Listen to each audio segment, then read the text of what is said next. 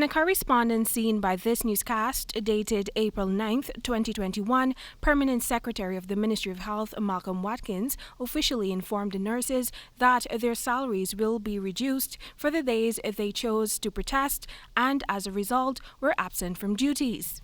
Watkins further indicated in the letter, which was received by the nurses on Thursday, that the missive should be considered as a warning in keeping with Section G of the Public Service Rules.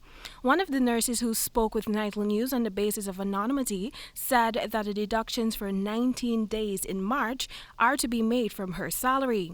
On those days, she was participating in the protest actions. She noted that the deductions will likely reflect in May's paycheck. However, the nurses say they are prepared to continue the industrial action even if it means sacrificing money. In all honesty, nothing that we are doing is illegal. This is a very legal industrial action, and we are seeing that letter is a form of intimidation towards us, and we are still not giving up.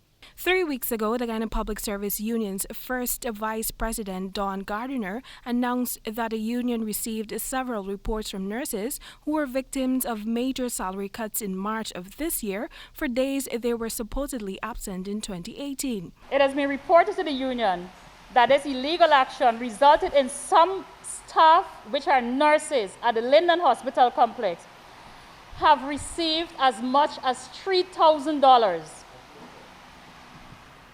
as little as $3,000 as a take-home salary for the month of March, after these deductions were made, which was from since 2018. President of the union, Patrick Yard, explained that those deductions should have been made within 6 months of the staff being absent. Because the law claims that if you do not take action on any disciplinary matter for a period of 6 months, if there is that lapse, The employer waive the right. The employer waive the right to do anything after that.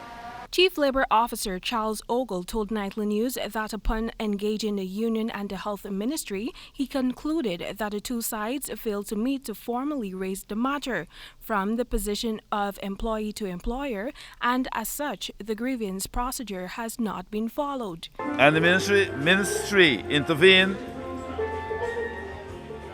with the intention of solving the matter, but then we realized that the parties did not have no meeting at bilateral. So before any matter should come to conciliation, it should exhaust the grievance procedures. So we advise that the parties, and they agree, that they should have a meeting.